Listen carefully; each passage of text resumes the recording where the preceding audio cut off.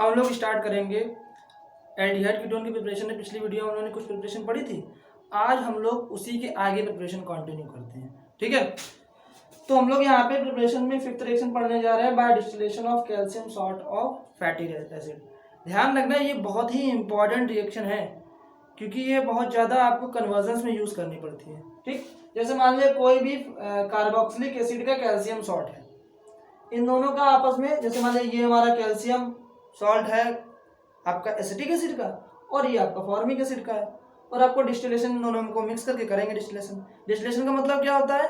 Evaporation और condensation एक साथ हो रही है, मतलब आपका क्वथन और संघनन एक साथ हो रहा हो, गर्म भी हो रहा हो ठंडा भी हो रहा हो। तो क्या होता है कि इस रिएक्शन को करने का तरीका ये है कि पहले कार्बोनिल ग्रुप लिख लो, इसके बाद जब आपने ये कार्बोनिल ग्रुप लिख लिया है, उसके बाद इसका CH3 ग्रुप एक तरफ लगा दिया और इसका हाइड्रोजन दूसरी तरफ लगा दिया। ठीक है, तो ये आया CH3 ग्रुप यहाँ से और ये हाइड्रोजन ग्रुप आया यहाँ से। वैसे ही अगर आपने एक ही ले लिया, मतलब केवल कैल्शियम सॉल्ट ले लिया एसिटिक एसिड का, तो दोनों आपके जो CH3 ग्रुप है इस कार्बोनिल ग्रुप के दोनों तरफ लग जाएंगे। मतलब डिफरेंट टाइप के अगर आप लोगे तो दोनों डिफरेंट लगेंगे, और अगर सेम टाइप के लोगे तो दोनों सेम ही लगेंगे। ऐसे हमारी है by catalytic decomposition of acid, मतलब अम्ल के उत्प्रेरकीय अपघटन द्वारा। ठीक, तो ये हमारे कार्बोक्सिलिक एसिड है, ये हमने लिया फॉर्मिक एसिड, सेम आपका एसिड है, और आपको मैंगनीज ऑक्साइड के प्रेजेंस में इसको 300 डिग्री सेल्सियस पे गर्म करेंगे। रिएक्शन वही है, कार्बोनिल ग्रुप है, इसका हाइड्रोजन उठ के आया इधर और इसका भी हाइड्रोजन उठ के आया इधर। वैसे ये भी कार्बोनिल ग्रुप है, तो इसका CH3 ग्रुप कहां से आया? इधर से, और इसका ये हाइड्रोजन कहां से आया? वो इधर से आया। वैसे ये दोनों CH3 ग्रुप कहां से आए? ये दोनों CH3 ग्रुप ये यहां से आए। समझे? तो रिएक्शन सिंपल है, बस पहचानना आपको है। ठीक है, इसके बाद अगली रिएक्शन हमारी है by hydrolysis of dihalide. Dihalide के जल अपघटन द्वारा। डाई हैलाइड का मतलब ये है कि यहाँ पे दो हैलोजन ग्रुप कंपाउंड में होंगे, लेकिन ध्यान ये रखना है दोनों हैलोजन ग्रुप एक ही कंपाउंड पे, एक ही कार्बन पे हो। अगर एक ही कार्बन पे होगा तो एल्डिहाइड और कीटोन बनने की पॉसिबिलिटी होती है, और अगर डिफरेंट में होंगे तो नहीं होगा। इसलिए डाई हैलाइड हो तो, लेकिन दोनों हैलोजन ग्रुप कहाँ हो? एक ही कार्बन से। यहाँ पे आप देख रहे हैं दोनों हैलोजन ग्रुप फर्स्ट कार्बन पे। अगर दोनों हैलोजन ग्रुप फर्स्ट कार्बन पे, मतलब टर्मिनल कार्बन पे हुए, ठीक है, एंड पर, एंड वाले कार्बन पे हुए, तो फिर हमारा हमेशा बनेगा एल्डिहाइड। लेकिन अगर हमारा हैलोजन ग्रुप किसी बीच वाले कार्बन पे हुआ तो फिर क्या बनता है? कीटोन बनता है हमारा। नेक्स्ट रिएक्शन हमारी है bye hydration of alkyne. Alkyne की हाइड्रेशन कराना है, जल योजन कराना है। अगर आपने लिया एसिटिलीन, मतलब सिंपल एल्काइन लेंगे, एसिटिलीन लेंगे, और अगर आप ये कैटलिस्ट लेंगे तो हमारा क्या होगा? केवल और केवल एल्डिहाइड मिलेगा।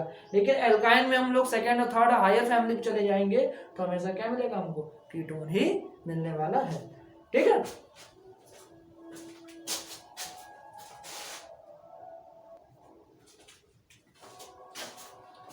अब हम लोग एल्डिहाइड कीटोन की केमिकल प्रॉपर्टीज में आगे हम लोग आते हैं। आगे हमारी रिएक्शन है ग्रिग्नॉर्ड रिएजेंट।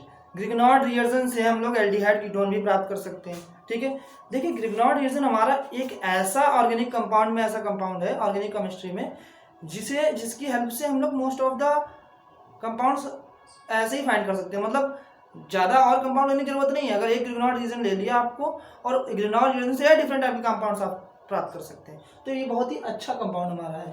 ठीक है, जैसे हमने यहाँ पे क्या कर रखा है कि किसी भी एक ग्रिग्नॉर्ड रिएजेंट को ले लिया और हमने रिएक्शन कराया फॉर्मिक एसिड के ईस्टर से। इसका नाम हमारा है एथिल फॉर्मेट।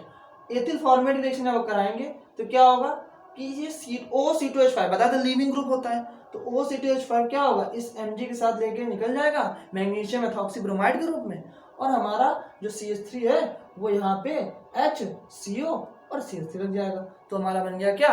एसिटाल्डिहाइड। इसकी जगह आपने दूसरी रिएक्शन हमारी है ग्रिग्नॉर्ड रिएजेंट की रिएक्शन करा रहे हैं अब क्या हम लोग किसी न किसी साइनाइड से। ठीक है, पहले हमने रिएक्शन कराया किससे? हमने किसी ईस्टर से कराया रिएक्शन, हम साइनाइड से कराने जा रहे हैं, तो हम लोगों ने HCl ले लिया। जब हम HCl से रिएक्शन कराएंगे, बताया था ये बॉन्ड कैसा होता है? पोलर होता है। तो जब ये इलेक्ट्रॉन शिफ्ट होगा नाइट्रोजन की तरफ, तो ये हमारा निगेटिव पार्ट होता है, अटैक कर देगा इस कार्बन पे और ये जुड़ जाएगा इस नाइट्रोजन से। ठीक है, बताया था ग्रिग्नॉर्ड रिएजेंट तब तक रिएक्शन करना बंद नहीं करता जब तक आप लोग इसमें वाटर ऐड नहीं करेंगे, इसलिए हम लोगों ने ऐड किया वाटर। तो जैसे ही वाटर ऐड किया तो यहाँ पे हमारा एक कार्बोनिल ग्रुप जनरेट हो गया, नाइट्रोजन निकल गया अमोनिया के फॉर्म में, और बाकी जो बचा वो मैग्नीशियम हाइड्रोक्सी ब्रोमाइड के रूप में निकल गया। ऐसे हमारे पास केवल H की जगह क्या कर दिया गया CH3, मतलब हम लोगों ने ले लिया मेथिल साइनाइड या फिर एथेनाइट्रेट। जब मेथिल साइनाइड आपने ले लिया और अगर आपने रिएक्शन कराया फिर से रिग्नोडिजन से, तो रिएक्शन सेम है, कोई दिक्कत नहीं, बस केवल यहाँ H की जगह क्या आ गया CH3 आ गया, तो हमारा कीटोन बन गया। ऊपर वाले में क्या बना था एल्डिहाइड और नीचे वाले रिएक्शन में क्या बना है कीटोन हमारा। इसके बाद हमारी नेक्स्ट रिएक्शन है by ozonolysis of alkene. Alkene की ओजोनोलिसिस करा रहे हैं। एल्कीन की ओजोनोलिसिस कराने में हमको एल्डिहाइड और कीटोन दोनों ही मिलते हैं हमको। जैसे आपने सिंपल मॉलिक्यूल ले लिया एथिलीन, एथिलीन की ओजोन से रिएक्शन कराएंगे तो हमारा ये बनेगा ओजोनाइड। फिर ओजोनाइड की ZnCl2 मतलब जिंक क्लोराइड और वाटर के साथ रिएक्शन कराएंगे, मतलब हाइड्रोलिसिस कराएंगे in presence of zinc chloride, तो हमारे दोनों मॉलिक्यूल मिलेंगे फॉर्मेल्डिहाइड के।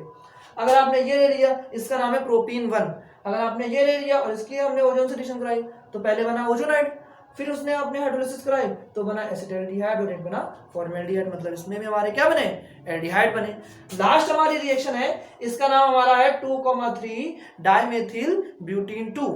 इसकी रिएक्शन अगर हम ओजोन से करा रहे हैं तो पहले ओजोनाइड बनेगा इंटरमीडिएट कंपाउंड, फिर आप हाइड्रोलिसिस कराएंगे तो दोनों मॉलिक्यूल यहाँ भी बनेंगे क्या कीटोन के बनेंगे। इससे मतलब हमको ये समझ में आता है कि अगर आपका डबल बॉन्ड कहाँ पे है किनारे पर है, अगर डबल बॉन्ड किनारे पर है तो एल्डिहाइड तो एक मिलना ही मिलना है, लेकिन अगर डबल बॉन्ड कहाँ आ गया बीच में, देखिए ये मेन चेन आपकी है और डबल बॉन्ड बीच में कहीं आ गया, अगर डबल बॉन्ड बीच में कहीं आ गया तो क्या मिलना है हमेशा कीटोन ही मिलना है। मतलब डबल बॉन्ड किनारे पर तो एल्डिहाइड मिलेगा और डबल बॉन्ड बीच में है कीटोन मिलेगा, कब जब आप ओजोनोलिसिस करेंगे। समझ में आया। यहाँ पे हम लोग की केमिकल प्रॉपर्टीज खत्म हो मेथड ऑफ प्रिपरेशन खत्म हो गई है एल्डिहाइड और कीटोन की। अब हम लोग नेक्स्ट वीडियो में फिजिकल प्रॉपर्टीज और इसकी केमिकल प्रॉपर्टीज पढ़ेंगे।